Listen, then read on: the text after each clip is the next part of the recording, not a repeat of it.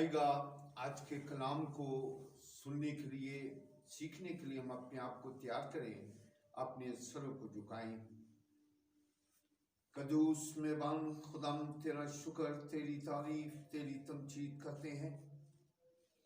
आज फिर तूने हमें मौका दिया कि तेरे कलाम को खुदाम सुन सकें, सीख सकें और तुझसे बरकत पाएं। खुदाम तो अपने बंदा को तैयार कर, ताकि जो कुछ तेरे जिंदा कलाम में से पढ़ूं, सुनाऊं, और खुदाम उसमें इंसानी सोच ना हो, बल्कि तेरे पाक रूह का मसा चाहता हूं।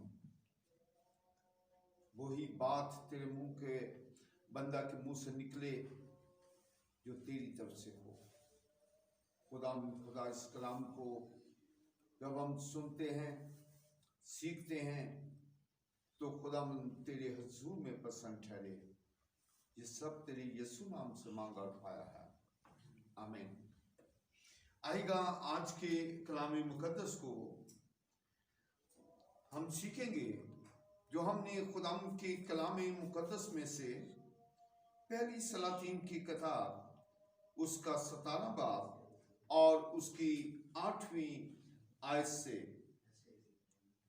खुदाम के कलाम मुकद्दस में बयान है। तब खुदामंद का ये कलाम उस पर नाज़िल हुआ कि उठ और सिदह के साथ पद को जा और वहीं रह। देख, मैंने एक बेवा को वहां हुक्म दिया है कि तेरी परवरिश करे।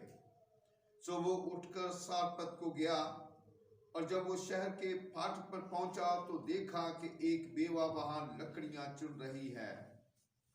सो उसने उसे पुकार कर कहा, जरा मुझे थोड़ा सा पानी किसी बर्तन में ला दे कि मैं पीऊं।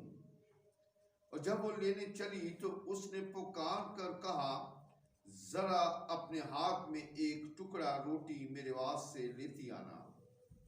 उसने कहा, खुदावंद तेरे खुदा की हयात की कसम, मेरे यहाँ रोटी नहीं, सिर्फ मुट्ठी भर आटा एक मटके में और थोड़ा सा तेल एक कुप्पी में है। और देख, मैं 2 लकड़ियां चुन रही हूं, ताकि घर जाकर अपने और अपने बेटे के लिए उसे पकाऊं और हम उसे खाएं, फिर मर जाएं। और एलिय्याह ने उससे कहा, मत डर, जा और जैसा कहती है कर, पर पहले मेरे लिए एक टिकिया उसमें से बनाकर मेरे पास ले आ।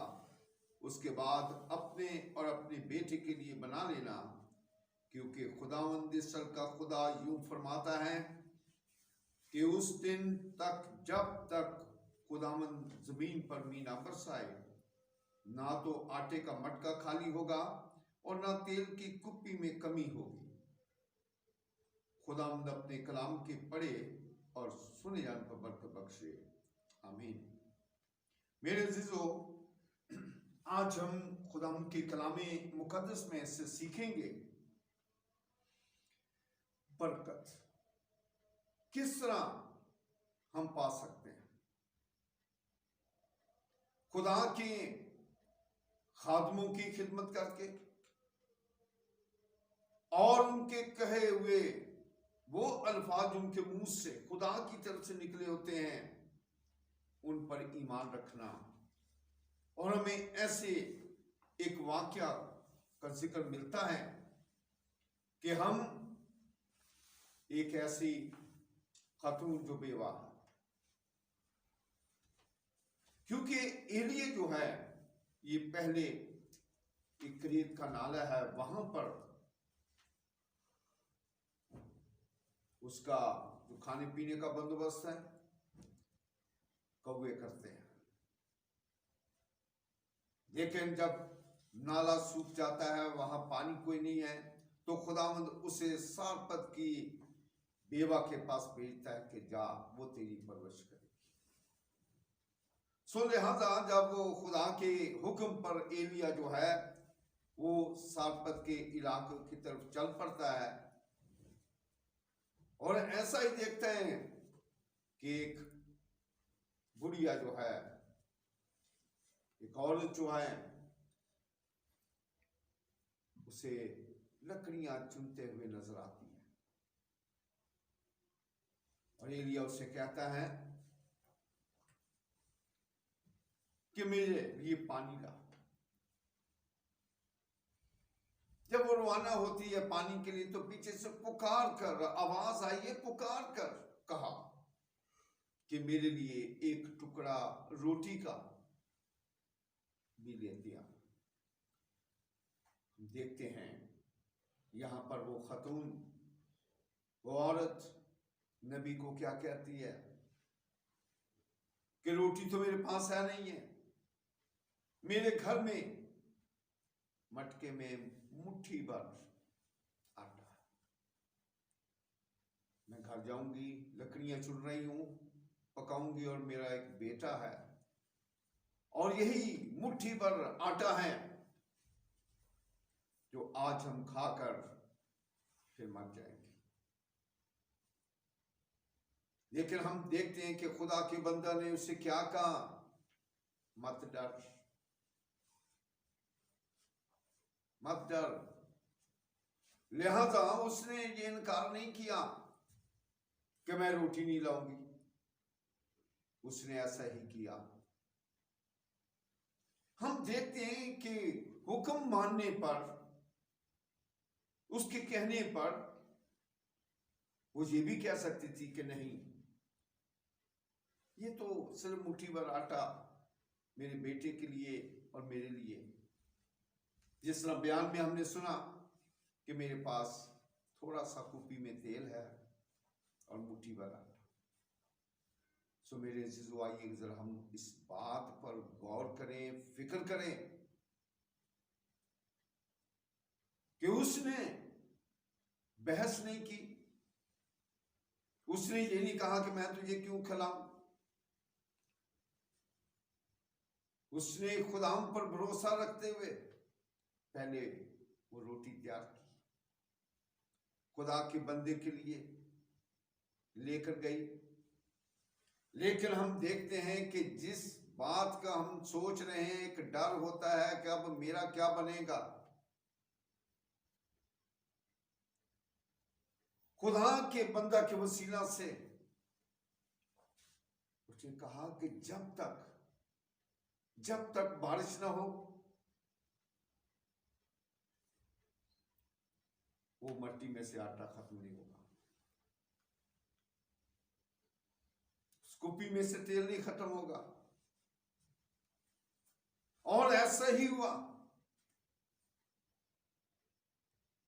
मेरे जीजो, आज कहने का मकसद कि आज हमारा किसी भी खादम पर जो खुदा की खिदमत करते हैं, इत्मीनान नहीं, इत्तेकाद नहीं, भरोसा नहीं।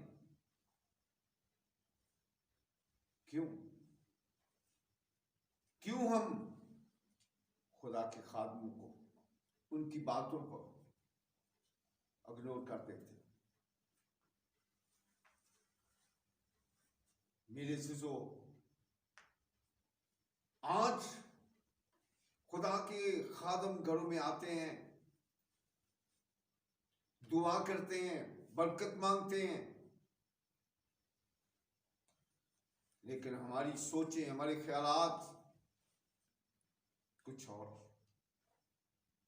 हम शायद खादमों को उस नजरिए से नहीं देखते, उस ख्याल से नहीं देखते कि ये खुदा का बंदा है, मर्द खुदा है। इसलिए हमारे घरों में वो बरकत नहीं है, बरकत उठ जाती है, क्योंकि कलाम मुकद्दस बयान करता है कि जो तुम्हें कबूल करता है उसके लिए बरकत जाती है। सो मेरे अजीजों, आइएगा आज के इस जिंदा कलाम में से उस औरत क्या है कि उसने ये शक नहीं किया कि यकीनन ये खुदा का खादम है, जो भी ये कह रहा है मेरे लिए वैसा ही होगा। बिला झिझक उसने रोटी तैयार की। और हम देखते हैं कि कई सालों साल उस कहत में उसको रोटी मिलती रही। ये क्यों कर हुआ कि जब हम खुदा के कलाम को कबूल कर लेते हैं।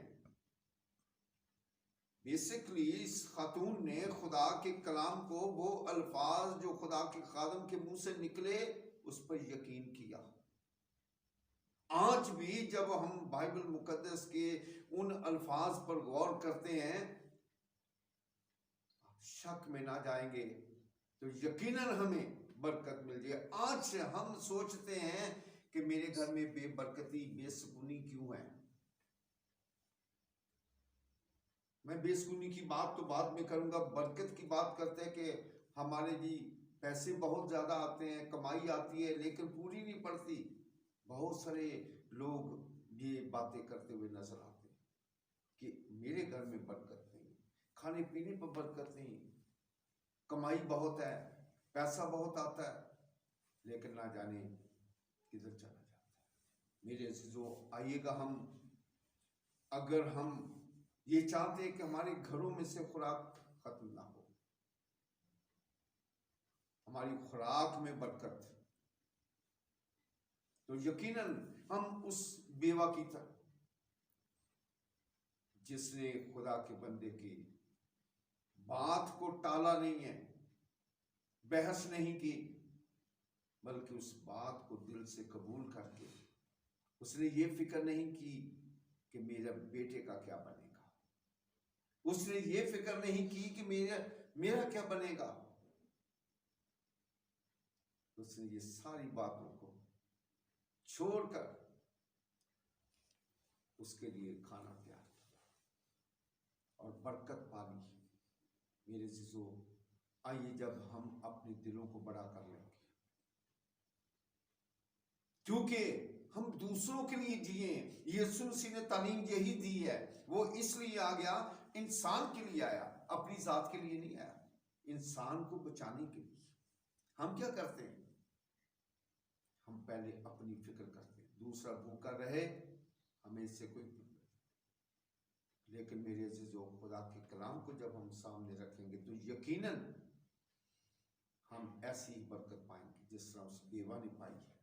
सो आए हम इस कलाम की इन बातों को दिल में रखें, मैं भी करके देखूं क्या ऐसा मेरे साथ भी होगा, क्योंकि आने वाले दिन जो है वो कलाम बयान करता है कि हनूज बुरे हैं, कहत का सामना हो सकता है, क्योंकि खुदाम यीशु मसीह ने अपनी आमद के बारे में बयान किया हुआ, उसमें ये सारी निशानियां बयान की हैं कि मेरे आने से पहले ये होगा, काल भी पड़ेगा। तो जब काल पड़ेगा तो हमें रोटी नहीं मिलेगी, तो किस तरह मिलेगी? उसी तरह जब हमारा ध्यान खुदा के कलाम की बातों की तरफ होगा। आए हम इस कलाम को अपने दिल में रखें और ऐसा ही कर पाए जिस तरह आज की कहानी जो है, जो एक मिसाल नहीं बल्कि एक हकीकी है।